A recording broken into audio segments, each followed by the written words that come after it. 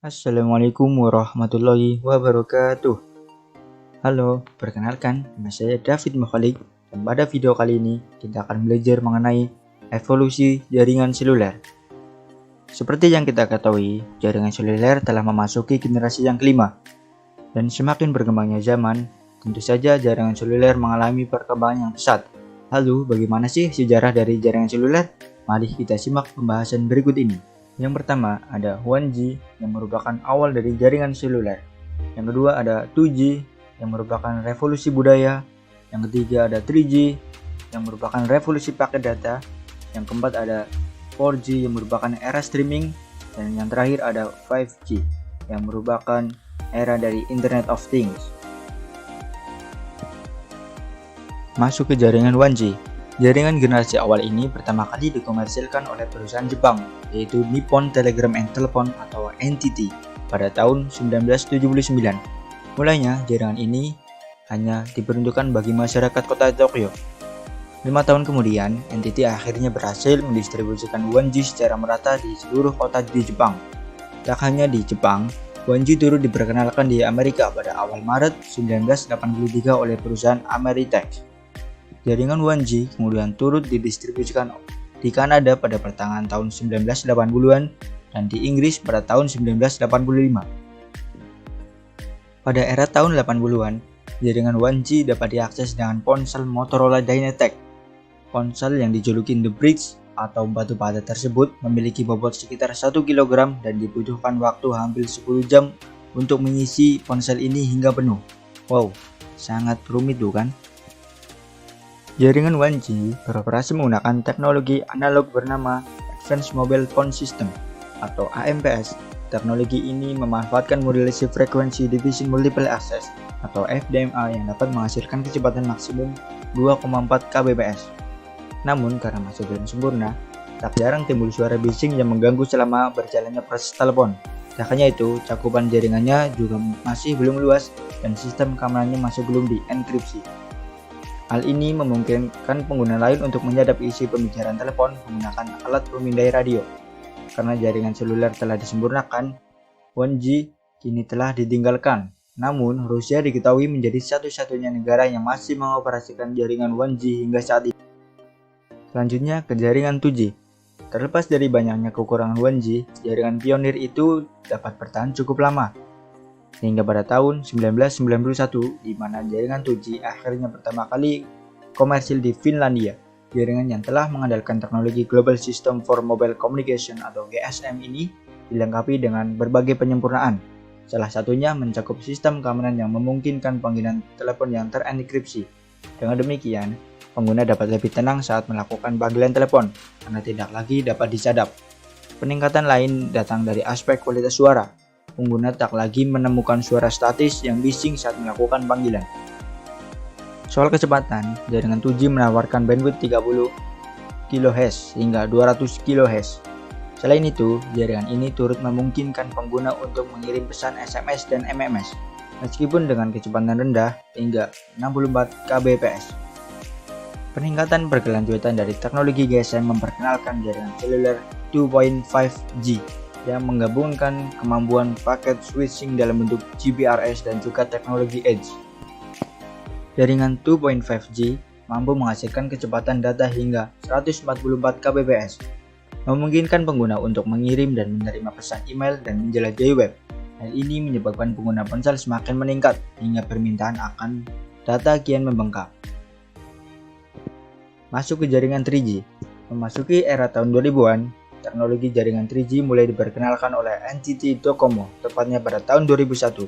Jika dibandingkan dengan pendahulunya, jaringan 3G memiliki kemampuan transfer data 4 kali lebih besar, dengan kecepatan rata-rata mencapai 2 Mbps dan kecepatan maksimum hingga 14 Mbps. Berkat peningkatan ini, jaringan 3G seluruh kegiatan mulai dari streaming video, konferensi video, hingga panggilan video dapat dilakukan dengan lancar. Pengguna pun dapat mendengarkan musik, melakukan panggilan, mengirim teks pesan, dan melakukan pencarian melalui internet menggunakan perangkat seluler mereka. Popularitas jaringan 3G kian meredup semenjak kemunculan deretan ponsel pintar atau smartphone pada tahun 2007. Memasuki ke era 4G. Peralihan era ponsel Candy Bar ke smartphone disertai dengan perkembangan jaringan seluler di dunia. Mulanya jaringan 4G pertama kali komersil di Norwegia pada tahun 2009. Jaringan 4G sendiri merupakan generasi pertama yang menggunakan teknologi Long Term Evolution atau LTE. Secara teknis, teknologi ini mampu menghasilkan kecepatan unduh antara 10 Mbps hingga 1 Gbps. Selain itu, jaringan seluler generasi keempat ini turut menawarkan latensi yang lebih baik. Hal ini ditandai dengan sedikitnya proses buffering, peningkatan pada kualitas suara, serta kualitas streaming dan kecepatan unduh yang lebih cepat. Jaringan 4G juga dikenal sebagai jaringan seluler berbasis IP pertama di dunia yang mampu mengakomodasi Quality of Service atau QoS, serta akses broadband nirkabel pada Multimedia Messaging Service atau MMS, percakapan video, TV seluler, konten HDTV, hingga penyiaran video digital atau DVB. Namun, dalam waktu yang relatif singkat sejak diperkenalkan, jaringan 4G sudah mulai berjuang untuk mengatasi tuntutan yang datang silih berganti. Adapun tuntutan yang dimaksud mencangkup kemunculan teknologi Augmented Reality atau AR, kendaraan otonom, serta pertumbuhan Internet of Things atau IoT. Hal ini seakan-akan menuntut jaringan 4G untuk tumbuh semakin cepat, dengan permintaan bandwidth seluler yang tumbuh dengan sistem yang semakin cepat pula. Selain haus bandwidth, aplikasi yang bermunculan saat ini turut membutuhkan kecepatan yang lebih tinggi dan latensi yang lebih rendah. Faktor ini kemudian memicu permintaan untuk jumlah koneksi yang semakin tinggi hingga lebih dari 29 miliar koneksi pada tahun 2022 menurut Ericsson. Mengetahui jaringan 4G LTE yang hampir mencapai kapasitas maksimumnya, International Telecommunication Union atau ITU kemudian mulai menetapkan spesifikasi persyaratan untuk jaringan 5G pada tahun 2015. Dan yang terakhir masuk ke jaringan 5G. Jaringan 5G diluncurkan secara perdana di Korea Selatan pada Maret 2019.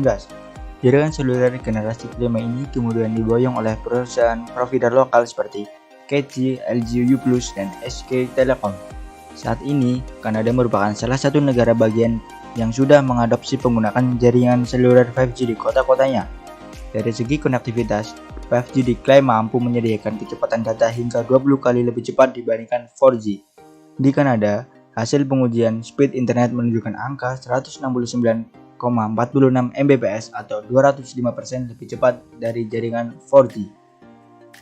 Selain dari segi kecepatan, latensi dan ukuran bandwidth yang dimiliki 5G juga tergolong lebih baik. Latensi pada jaringan ini cenderung lebih rendah yakni 10 mili-detik.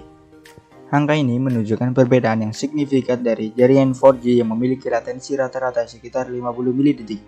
Beberapa sumber turut menyebutkan bahwa latensi 5G bisa turun jauh lebih lagi hingga mencapai angka 1 mili-detik. Ukuran bandwidth 5G juga cenderung lebih besar yakni 30 GHz dan 300 GHz. Hal ini terbilang lumrah mengingat 5G merupakan salah satu persyaratan penting dari perkembangan IoT di wilayah smart city dan industri lainnya. Melihat 5G di Indonesia sendiri yang diresmikan oleh jaringan 5G Telkomsel pada 27 Mei lalu membawa perkembangan jaringan seluler di Indonesia ke babak yang baru.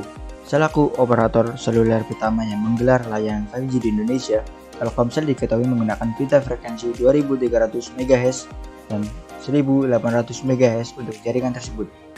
Setelah resmi digulirkan, pihak Telkomsel menjelaskan bahwa pengguna tidak perlu melakukan pendaftaran ulang atau mengganti kartu SIM Telkomsel apabila ingin menikmati layanan internet baru tersebut. Saat ini, Telkomsel telah menggelar jaringan 5G di 6 titik yang tersebar di Jabodetabek. Ke-6 titik tersebut mencakup area residensial di Kelapa Gading, Pondok Indah, PIK, BSD, Widya Chandra, dan Alam Sutera. Di luar Jabodetabek, Telkomsel berjanji akan turut membawa jaringan 5G miliknya ke kota-kota besar lainnya seperti Batam, Medan, Solo, Bandung, Surabaya, Makassar, Denpasar, dan Balikpapan. Di samping ke-6 wilayah tadi, jaringan 5G Telkomsel juga bisa diakses di Institut Teknologi Bandung, Telkom University Jawa Barat, dan Telkomsel Smart Office Jakarta. Tak terasa kita sudah berada di penghujung video. Nah, bagi teman-teman yang sudah menonton video tadi, kita jadi tahu kan sejarah dari perkembangan jaringan seluler mulai dari 1G sampai 5G. Bagi teman-teman yang sudah menonton video ini sampai selesai, saya mengucapkan terima kasih dan jangan lupa like, comment, and subscribe. Saya David Mukhalik pamit undur diri. Wassalamualaikum warahmatullahi wabarakatuh. Bye bye.